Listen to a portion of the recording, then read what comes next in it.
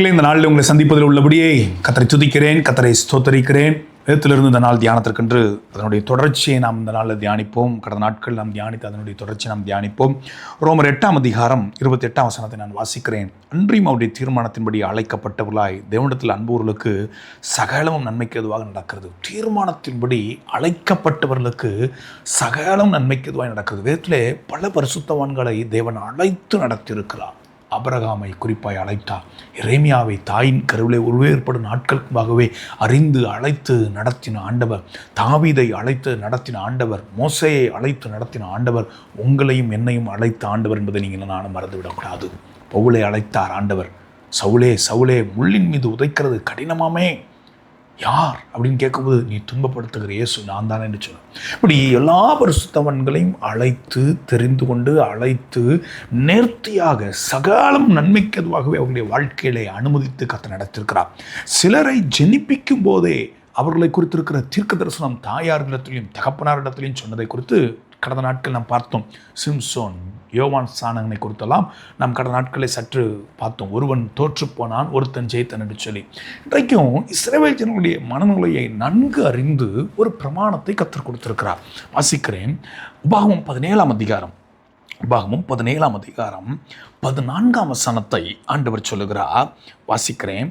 17 அதிகாரம் 14 வசனத்திலிருந்து, உன் தேவனாகிய கர்த்தர் உனக்கு கொடுக்கும் தேசத்தில் நீ போய் சேர்ந்து அதை சுதந்தரித்து கொண்டு அதில் குடியேறின பின் நீ என்னை சுற்றிலும் இருக்கிற சகல ஜாதிகளைப் போல நானும் எனக்கு ஒரு ராஜாவை ஏற்படுத்த வேண்டும் என்பாயானால் உன் தேவனாகிய கர்த்தர் தெரிந்து கொள்பவனையே உனக்கு ராஜாவாக வைக்க கடவாய். உனக்கு ராஜாவாக வைக்க கடவாய். ஆண்டவர் இங்கே நீங்கள் இந்த உபாகமம் 17 அதிகாரத்தில் வாசினா ராஜாக்களுக்கு இங்கே சில பிரமாணங்களை கர்த்தர் கொடுக்கிறார். உங்களையும் என்னையும் தெரிந்து கொண்டது கூட அப்போஸ்தலனாகிய பேதுரு எழுதும்போது தன்னுடைய 1 நிருபம் 2 அதிகாரம் 1 பேதுரு 2 அதிகாரம் 9 வசனம், நீங்களோ உங்களை அந்தகாரத்தினின்று தம்முடைய ஆச்சரியமான ஒரு இடத்திற்கு வரவழைத்தவருடைய புண்ணியங்களை அறிவிக்கும்படி தெரிந்து கொள்ளப்பட்ட சந்ததியாயும் ராஜரிகமான ஆசாரிய கூட்டமாயும் பரிசுத்த ஜாதியும் அவருக்கு சொந்த ஜனமாயும் இருக்கிறீர்கள். அன்றைக்கு பரிசுத்தவான்களை பழைய ஏற்பாட்டு நாட்களில் நீங்கள் சுற்றி இருக்கிற ஜனத்தை பார்த்து எங்களை ஆள்றதுக்கு ஒரு ராஜா வேணும்னா தேவன் தெரிந்து கொண்ட மனிதனையே ராஜாவாக்க கடவா என்று சொல்லி அங்கே ஆண்டவர் கொடுத்த கற்பனையும் கட்டளையும் வேதத்தில் 17 அதிகாரம் ஃபுல்லாக நீங்கள் வாசிக்கலாம். இங்கே 2 பேரில் வாசிக்கிறோம், உங்களை என்னையும் தெரிந்து கொள்ளப்பட்ட ராஜரிக ஆசாரிய கூட்டம் என்பதை நீங்களும் நான் மறந்துடக்கூடாது. பழைய ஏற்பாட்டு நாட்களில் 2 பேர் கையில் வேதம் இருக்கலாம். ஒன்று தெரிந்து கொள்ளப்பட்ட ஆசாரியர்கள், லேவியின் கோத்திரம், அவங்ககிட்ட வேதம் இருக்கலாம். 2வது இதே அதிகாரத்தின் கடைசி வசனத்தை நான் வாசிக்கிறேன், நீங்கள் கவனிங்களேன். அவன் லேவின் ஆகிய ஆசாரியனிடத்தில் இருக்கிற நியாயப்பிரமாண நூலை பார்த்து தனக்காக ஒரு பிரதியை எழுதி தன்னிடத்தில் வைத்து கொண்டு தன் ஜீவனுள்ள நாளெல்லாம் அதை வாசிக்க கடவன். இப்படி செய்வதனால் தானும் தன் குமாரரும் இஸ்ரவேலின் நடுவே தங்கள் ராஜ்யத்திலே நீடித்து வாழ்வார்கள். தானும் தன் பின்வரும் சந்ததியும் தானும் தன் குமாரரும் நீடித்து வாழுகிறதற்கு அன்றைக்கு வேதம் ஆசாரியர்களுக்கு அடுத்து ராஜாக்களுக்கு ஒரு பிரதி எழுதி கொடுக்கிறதற்கு கற்பனையை கர்த்தர் கொடுக்கிறார். இன்றைக்கு நீங்களும் நானும் தெரிந்து கொள்ளப்பட்ட ராஜரீக ஆசாரிய கூட்டம், ராஜாக்கள், ஆளுகை செய்கிறவர்கள். ஆசாரியர்கள் தேவன் பட்சத்திலிருந்து ஜனங்களிடத்தில் பேசுவாங்க, ஜனங்களுக்காக தேவனிடத்தில் பரிந்து பேசுவாங்க. தேவன் பட்சத்தில் என்று தேவனிடத்தில் கேட்டு ஜனங்கிட்ட பேசுவாங்க ஆசாரியர்கள். ஆனால் ராஜாக்கள் ஜனங்களை பாதுகாக்கக்கூடிய காரியங்களில் ஈடுபட்டு கொண்டிருந்தாங்க. அவங்களுக்கு ஆண்டவர் ஒரு பிரமாணத்தை கொடுக்குறார். உபாகமம் 17 அதிகாரத்தில், நான் தெரிந்து கொள்பவனையே உனக்கு ராஜாவாக வை, நான் தெரிந்து கொள்கிறவனே நீ ராஜாவாக ஏற்படுத்து. அந்த ராஜாவுக்கு சில கட்டளை கொடுக்குறார். இன்னைக்கு அது நம்மளையும் கொஞ்சம் ஆராய்ஞ்சு பார்க்க வைக்கும். அந்த கற்பனை நான் வாசிக்கிறேனே. உன் தேவனாகிய கர்த்தர் 15 வசனத்திலிருந்து, உபாகமம் 17:15 உன் தேவனாகிய கர்த்தர் தெரிந்து கொள்பவனையே உனக்கு ராஜாவாக வைக்க கடவாய். உன் சகோதரருக்குள் இருக்கிற ஒருவனையே உன்மேல் ராஜாவாக ஏற்படுத்த கடவாய். உன் சகோதரன் அல்லாத அந்நியனை ராஜாவாக ஏற்படுத்தக்கூடாது. இன்னைக்கு இருக்கிற தேவ பிள்ளைகள் ஒவ்வொருவரும் புரிந்து கொள்ள வேண்டும், தெரிந்து கொள்ள வேண்டும். இன்னைக்கு நம்மை ஆளுகை செய்வது, நம்மை கவர்வது சக ஆவிக்குரிய மனிதர்களா கிறிஸ்துவின் இரத்தத்தினால மீட்கப்பட்டு ஆண்டவருடைய இரத்தத்தினால கழுவப்பட்டு பிதா குமாரன் பரிசுத்தாவினால் ஞானஸ்தானம் எடுத்து அழைக்கப்பட்டு தேவனிடத்தில் அன்பு கூறுகிற தேவ பிள்ளைகள் அவர்கள் நமக்கு முன்னோட்டமாக இருக்கிறாங்களா? நம்மள அநேக கிறிஸ்தவர்கள் துன்மார்க்கிறதா உலக ஸ்நேகத்தை விரும்பக்கூடிய நபர்கள் தான் நமக்கு மேலே அவங்கள பார்ப்போம். அவங்க இப்படி, இவங்க இப்படி, இவங்க பெரியாள், அவங்க பெரியாள். அப்படி அல்ல. பழைய ஏற்பாட்டு பரிசுத்தவான்களுக்கு ராஜாக்களையே எப்படி ஏற்படுத்த வேண்டும் என்றால் சகோதர நடுவில் தான் ஒன்று ஆளுகை செய்கிற ஆட்கள் இருக்க வேண்டும் என்று சொல்லி. இன்றைக்கு உங்களை நடத்துகிறவர்கள் யார்? உங்களுக்கு போதிக்கிறவர்கள் யார்? ஒன்று கர்த்தர். சங்கீதம் 32 வாசிக்கிறோம், நான் உனக்கு போதித்து நீ நடக்க வேண்டிய வழியெல்லாம் உனக்கு காட்டுவேன். ரெண்டாவது, நமக்கு மேலே அதிகாரம் படைத்த இடங்களில் யார் இருக்கிறாங்க? நம்மை நடத்துகிறவர்கள் யாராக இருக்கிறாங்க? ஆவிக்குரியவர்களாக இருக்கிறாங்களா? இயேசுவின் ரத்தத்தினால கழுவப்பட்டவர்களாக இருக்கிறாங்களா? தேவனால் அழைக்கப்பட்ட பிள்ளைகளாக இருக்கிறாங்களா? பிதா குமாரன் பரிசுத்தாவினால் ஞானஸ்தானம் எடுத்த பிள்ளைகளாக இருக்கிறாங்களா? இன்னைக்கு நமக்கு மேலே யார் அதிகாரியாக வைக்கிறோம்? நீங்கள் நானும் தெரிந்து கொள்ளப்பட்ட பிள்ளைகள், நீங்கள் நானும் அழைக்கப்பட்ட பிள்ளைகள், நீங்கள் நானும் தேவனால் முன்குறிக்கப்பட்ட பிள்ளைகள். இந்த பிரமாணத்தில் சொல்லும்போது அழகாக இன்னொரு வார்த்தை சொல்லுகிறார், அவன் அநேக குதிரைகளை சம்பாதியாமலும் அநேக குதிரைகளை தனக்கு சம்பாதிக்கும்படிக்கு ஜனங்களை திரும்ப எகிப்துக்கு போக பண்ணாமலும் இருக்க கடவன். இனி அந்த வழியாய் நீங்கள் திரும்பி போக வேண்டாம் என்று கர்த்தர் உங்களுக்கு சொல்லியிருக்கிறாரே. தேவ பிள்ளைகளை இதில் 2 காரியத்தை பார்க்கணும்.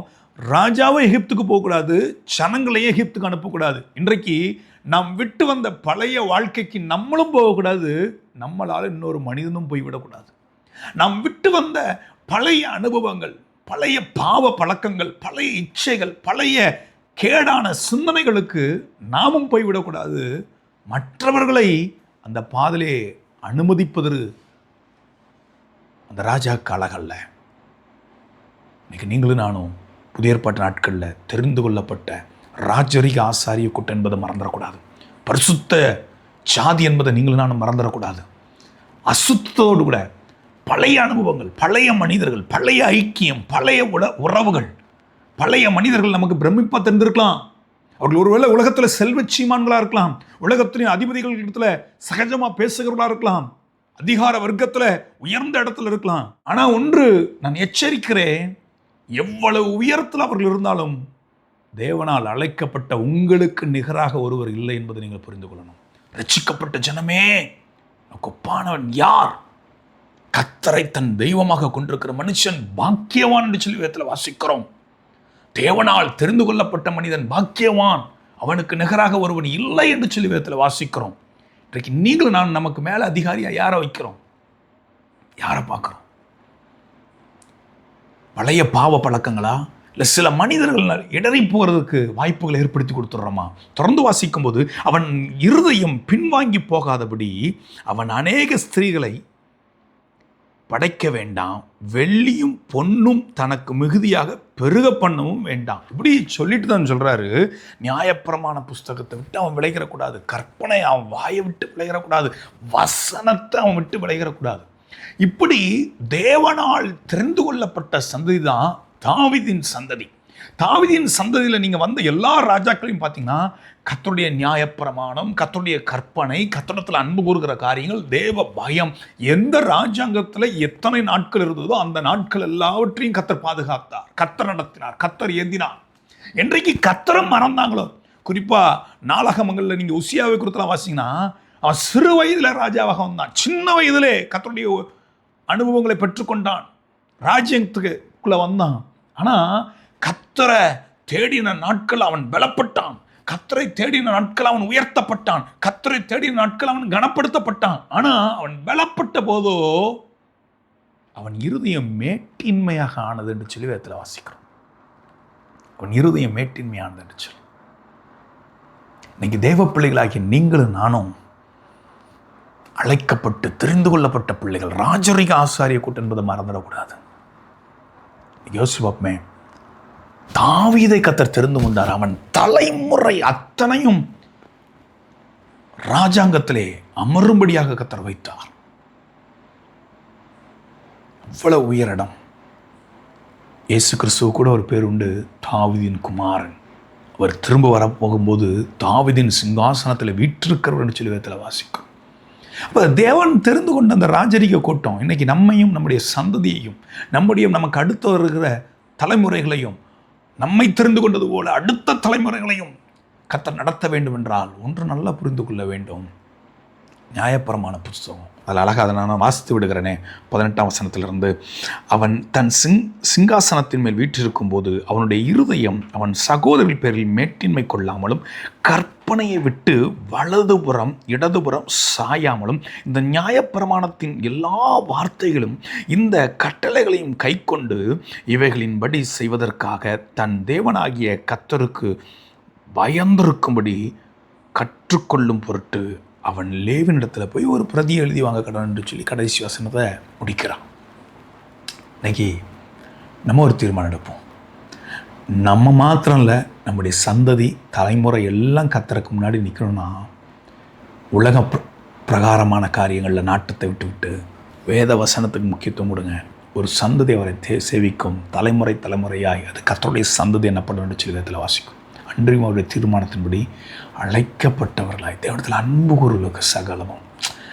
ஆண்டவர் தான் உங்களை ராஜரீக ஆசாரிய கூட்டத்தில் வைத்து நடத்துகிறார் என்றால் நீங்கள் அழைக்கப்பட்ட பிள்ளைகளாய் தெரிந்து கொள்ளப்பட்ட பிள்ளைகளாக இருந்தீங்கன்னா உங்கள் வாழ்க்கையில் தீமைக்காக அல்ல எல்லாவற்றையும் நன்மைக்காக நடத்துகிறதுக்கு கர்த்தர் போதுமானதாக இருக்கிறார். கண்களை முடிச்சு பிப்போமா.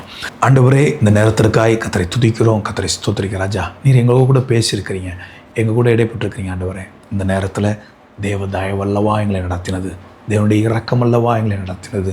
ஆண்டவரே, நீர் தீமைக்காக அல்ல நன்மைக்காகவே அனுமதிக்கிற ஆண்டவரே, எங்களுடைய ஸ்தானம், எங்களுடைய அழைப்பு, எங்களுடைய ஆண்டவரே நீர் உயர்த்தி வைத்த அந்த அனுபவத்தை மறந்து பழைய காரியங்களை நினைத்து எகிப்தை நினைத்து ஆண்டவரை கர்த்தர் விரும்பாத ஆண்டவரை காரியங்கள் எங்களுக்கு கவனங்களை வைத்து நாங்கள் பின்வாங்கி போயிருப்போம் என்றால் இன்றைக்கு எங்களை பக்கத்தில் திருப்பிக் கொள்ள ஆண்டவரை வேதனை உண்டாக்கும் வழி எங்களிடத்தில் உண்டோ என்று பார்த்து நித்திய வழியில் எங்களை நடத்தும். எங்களை தரை மட்டும் தாழ்த்துகிறோம். கர்த்தர் மகிமைப்பட இயேசுவின் மூலம் பிதாவே, ஆமென்.